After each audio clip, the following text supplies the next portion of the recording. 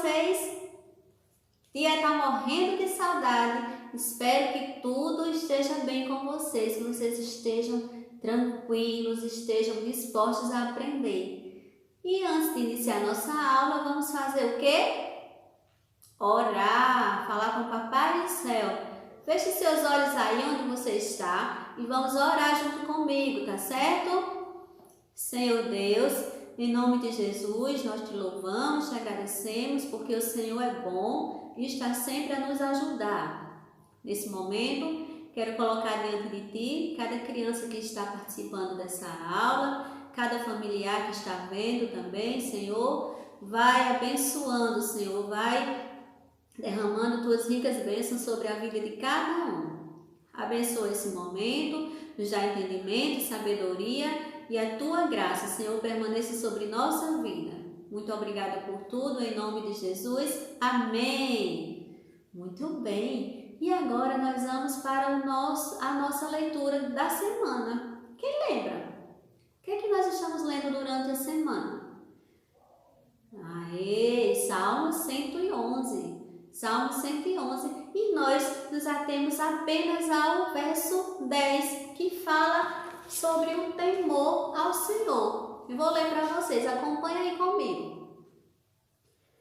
O temor do Senhor é o princípio da sabedoria. Bom entendimento tem todos os que cumprem os seus mandamentos. O seu louvor permanece para sempre. Olha aí, o temor do Senhor é o princípio da sabedoria. Nós quisermos ser sábios, já sabe, né? Temamos ao Senhor. E para iniciar nossa aula, nós vamos fazer o quê? A correção da atividade que foi para casa. Lembra? Na aula passada nós estudamos um gênero textual, ó, bem aqui no livro de português. Qual foi o gênero textual que nós estudamos na aula passada? Você lembra? Lá na página 69, nós estudamos o quê? Gênero textual, relato jornalístico. E nós lemos um texto que falava sobre um menino. Lembra daquele menininho que trabalhava? Isso, Francisco. E lembra que Francisco, ele era uma criança e que trabalhava. Por isso que nós trabalhamos nesse gênero. Esse gênero aqui, esse texto aqui foi escrito por uma jornalista que fez esse relato sobre a vida de Francisco, um pequeno trabalhador, uma criança que trabalhava. E agora nós vamos fazer a correção da atividade, que foi a interpretação e a compreensão desse texto que foi para casa. Acompanha comigo. A primeira questão diz assim, ó, o relato jornalístico tratou do assunto que você havia imaginado antes da leitura? Comente. E aí? Comentou? Você fez em casa esse comentário? Esse relato aí que nós vimos na aula passada, ele falou do que você imaginava que seria antes de começar a leitura? Surpreendeu você? Ou você já sabia do que se tratava? Segunda questão. O que você sentiu ao ler o relato e conhecer a vida de Francisco? Você sentiu alguma coisa quando você leu o relato e conheceu um pouquinho sobre a vida de Francisco? Como foi que você se sentiu? É uma resposta pessoal. Essas duas primeiras respostas são respostas pessoais, tá certo? A próxima questão, a questão 3, acompanha comigo. O texto que você leu é um relato jornalístico sobre Francisco. Quem é ele? Quem é Francisco, que está sendo relatado aqui nesse texto que nós lemos? Francisco é uma criança que vai para a escola, mas que também trabalha. Respondeu isso? Exatamente, muito bem. Francisco é uma criança que estuda também, mas que também vai trabalhar junto com os pais. A quarta questão diz assim, qual é o objetivo principal desse relato jornalístico? Qual foi o objetivo desse relato? Por que a jornalista ela quis mostrar mostrar essa história de Francisco? O que é que ela quis mostrar ali? Qual foi o objetivo? Ela quis mostrar a vida de uma criança que trabalhava, que ajudava os pais.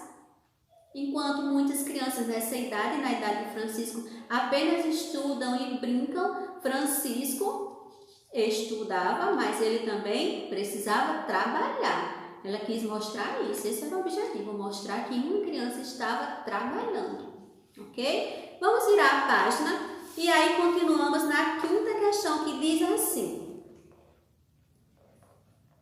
A rotina de Francisco se assemelha à rotina das crianças em geral em alguns pontos e se diferencia em outros. Explique de que maneira isso ocorre. Olha só o que é a pergunta, o que a alternativa diz, a questão diz. Que a vida de Francisco ela é parecida em algumas coisas com a vida de outras crianças, mas ela é diferente em outras coisas da vida de outras crianças. O que é que tem de parecido, ou seja, de semelhança, e o que é que tem de diferença entre a vida de Francisco e a vida de outras crianças? Você conseguiu responder essa questão? O que é que tem de parecido, de semelhante? É isso aí, o fato de Francisco ir à escola. Isso todas as crianças fazem, ou pelo menos quase todas fazem, né? Algumas crianças não vão por motivos diversos, mas é para todas as crianças estarem indo à escola. E o que é de diferente? O que há de diferente na vida, entre a vida de Francisco e a vida de outras crianças? Isso, o fato de Francisco trabalhar. Não era para Francisco estar trabalhando, apenas estudando, mas Francisco trabalha. E o que mais? O que nós podemos citar sobre essas diferenças? Francisco trabalha, Francisco ele ajuda os pais, Francisco está sempre ali com os pais e Francisco ele não tem quase tempo para brincar. Isso é uma diferença muito grande entre a vida de Francisco e a vida de outras crianças. O tempo que ele teria livre para brincar é o tempo que ele está trabalhando. Vamos lá, na próxima questão. A sexta questão diz assim. Releia a fala da mãe de Francisco sobre os estudos dos filhos. Aí está a fala da mãe de Francisco. Eles estão todos atrasados. Essa afirmação aí significa que os filhos chegaram à escola depois do horário do início das aulas, os filhos não conseguem acompanhar os estudos, ou os filhos ficam muito tempo na escola e chegam atrasados ao trabalho. Olha só, quando a mãe de Francisco fala dos filhos dela, dos irmãos de Francisco, diz assim, esses meninos estão todos atrasados, meus filhos estão todos atrasados. O que foi que ela quis dizer com isso? Aí tem três alternativas aí. Qual a alternativa que você marcou? Isso mesmo, ela quis dizer que os filhos dela não estavam conseguindo acompanhar os estudos. Por isso ela usou essa expressão, atrasados. Eles não estavam conseguindo acompanhar como deveriam. A letra B diz assim, e por que isso ocorre? Por que eles estavam atrasados? Por quê? Você imagina? Porque eles precisavam trabalhar, eles não tiveram tempo para estudar. Enquanto era para eles estarem fazendo as atividades de casa, dedicando seu tempo aos estudos, eles precisavam estar trabalhando. Por isso que eles se atrasaram na aula, nos estudos. Por que o pai de Francisco pensa dessa forma? Não, certo?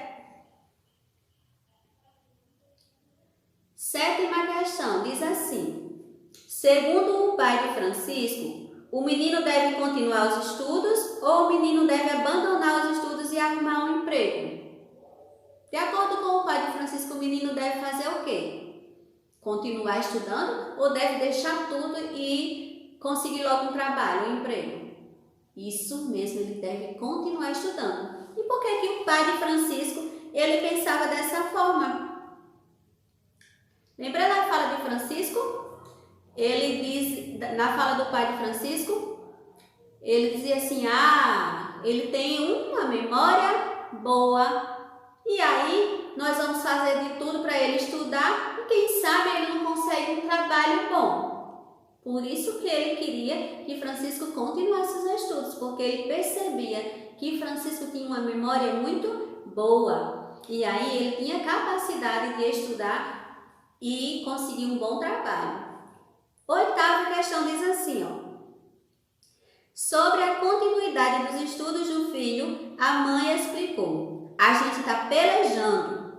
Com base no contexto em que foi empregada, marque um X no sentido da palavra pelejando. O que quer dizer pelejando? A professora falou na aula, viu? O que quer dizer pelejando? Quer dizer desprezando? Quer dizer lutando? Ou quer dizer vencendo? Isso mesmo, quer dizer lutando. Pelejar quer dizer lutar para se conseguir algo. E a letra B diz assim, o que ela quis dizer com essa fala? O que foi que a mãe de Francisco quis dizer quando ela disse assim, a gente está pelejando para que ele continue estudando? Ela quis dizer que eles estavam lutando, estavam fazendo de tudo para que Francisco continuasse os estudos, para que ele fosse até o final e não abandonasse como seus irmãos haviam feito. Como seus irmãos estavam, e não ficassem atrasados como seus irmãos. Na nona questão diz assim, na frase, magro, franzino, mas sorridente, por que sorridente está ligado a magro e franzino pela conjunção mas? Olha só, tem uma frase que diz assim, o menino é magro, é franzino, mas é sorridente. Aí a pergunta é, por que sorridente está ligado pela conjunção mais? Por que essa palavra aí está ligada à outra com essa conjunção aí? Mas é sorridente. Aí tem duas opções, diz assim, porque o trecho quer destacar que o menino era muito feliz, ou porque nesse contexto há um contraste entre magro e franzino, que são aspectos negativos, e ser sorridente, que é um aspecto positivo. Por quê? Lembra que nós estudamos essa questão do mais e mas?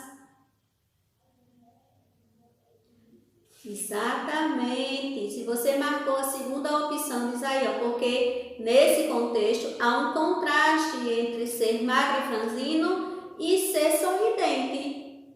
Foi essa a alternativa aí, foi por isso que ela falou assim. Na 10ª questão, diz assim, releia alguns trechos do texto. Na letra A diz assim, fico cansado arribando tijolo, gosto não.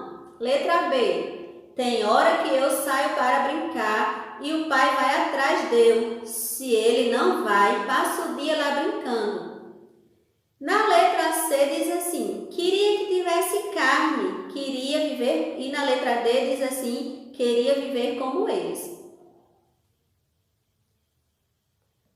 Na letra A diz assim, por que foram usadas aspas nas falas de Francisco?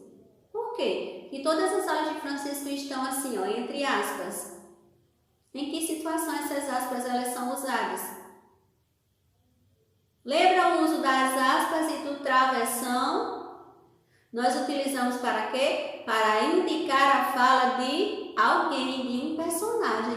Por isso que a fala de Francisco está entre aspas, porque está se referindo à fala dele.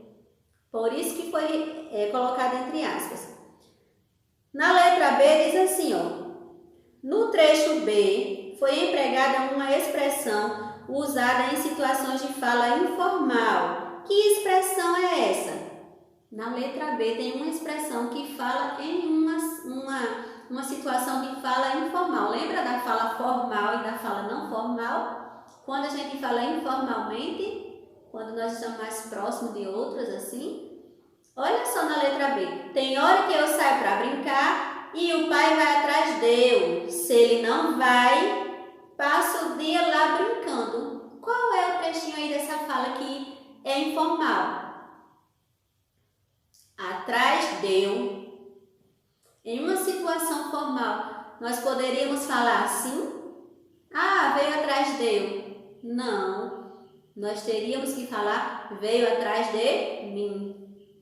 Então, essa expressãozinha assim, ó, atrás deu, é a resposta correta. Na letra C diz assim: identifique no trecho A as expressões que indicam regionalismo no trecho A.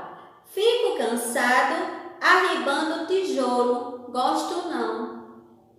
Regionalismo, lembra que eu falei que é peculiar de uma região? O que é peculiar de uma região aqui nesse trechinho A? Fico arribando tijolo, gosto não. O que é diferente, que é próprio de uma região?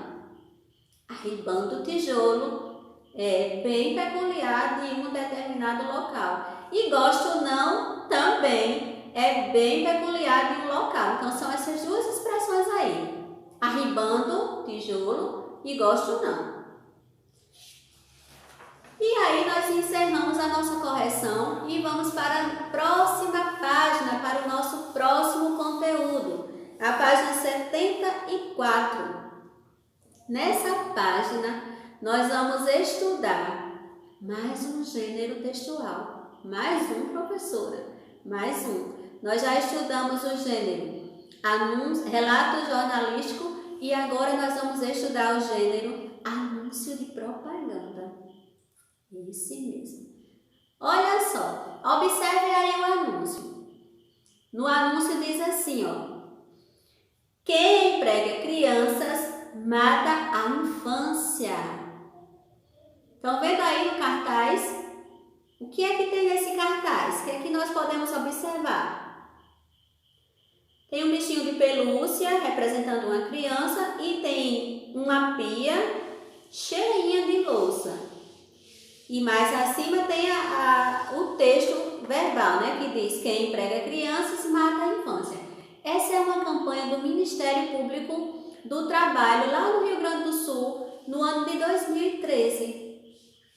E esse gênero, como eu havia falado, é um gênero chamado anúncio de propaganda. Nesse cartaz aí está se fazendo uma propaganda. Anúncio de propaganda. E qual é, professora, a característica desse gênero? Anúncio de propaganda. Vou dizer agora para vocês. Olha só. O anúncio de propaganda, ele tem como objetivo persuadir o leitor. Ou seja, ele quer convencer o leitor de algo para que esse leitor ele mude de comportamento. E aí, nesse anúncio de propaganda, nesse gênero textual, as pessoas que o produzem, eles sempre defendem uma causa ou uma ideia. Observe novamente o nosso cartaz. Qual é a ideia que está sendo defendida aí? Qual é o objetivo desse anúncio aí? Eles estão querendo convencer a pessoa que está lendo de quê? Descobriu? Ficou convencido do que se trata essa questão? Então, o anúncio de propaganda, esse gênero textual, tem como objetivo principal convencer quem está lendo de que aquela ideia que está sendo passada no seu anúncio, na sua propaganda, precisa ser adotada. No nosso caso aqui nessa propaganda, está querendo convencer o leitor de que colocar uma criança para trabalhar é crime, está matando o direito que a criança tem. Que direito que a criança tem, professora? Direito de brincar, direito de educação, direito à moradia, direito a um lazer. A criança está sendo privada de alguns desses direitos. Por exemplo, o direito de brincar. A criança, ao invés de brincar, ela está trabalhando. Ela está sendo privada também do direito de estudar. No lugar de estar estudando, ela também está trabalhando. Então, a infância dessa criança está sendo morta, porque ela está perdendo grande parte, fazendo um serviço, um papel que não é dela ainda. Então, o anúncio de propaganda, ela tem como objetivo esse, persuadir. convencer o leitor para que ele mude de ideia, de posição, de atitude. Ora, se eu sou uma leitora e que eu cometo tal fato como colocar uma criança para trabalhar, quando eu visualizar essa propaganda, talvez eu caia em si e repense as minhas atitudes. Então esse é o objetivo da propaganda, é convencer o leitor e fazer com que ele mude de direcionamento, mude de atitude e volte atrás. E aí, esse anúncio ele é composto de elementos verbais e elementos não verbais, mas ele é rico em elementos não verbais. Quais são esses elementos não verbais, professora? Imagens, fotos, muitas cores, coisas que chamem a atenção. Para quê? Exatamente para prender a atenção do leitor naquilo ali. Porque imagina um anúncio de propaganda que tenha só letrinhas pequenininhas. Vai chamar a atenção de alguém? Não. Então, por isso, quem produz esse anúncio enriquece o seu anúncio com cores, com imagens, coisas que chamem e prendam a atenção do leitor para aquele assunto que está sendo comentado, que está sendo abordado.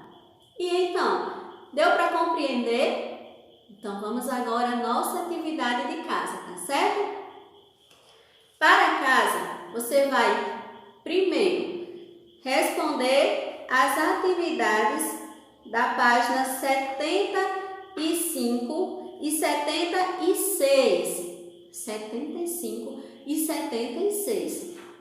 E depois você vai realizar uma atividade que vai por link, ok? Para que você realize essa atividade.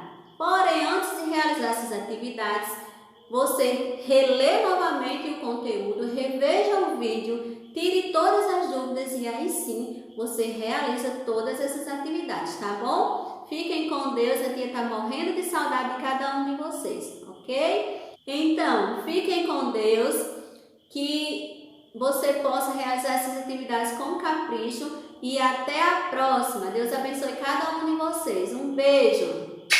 Tchau.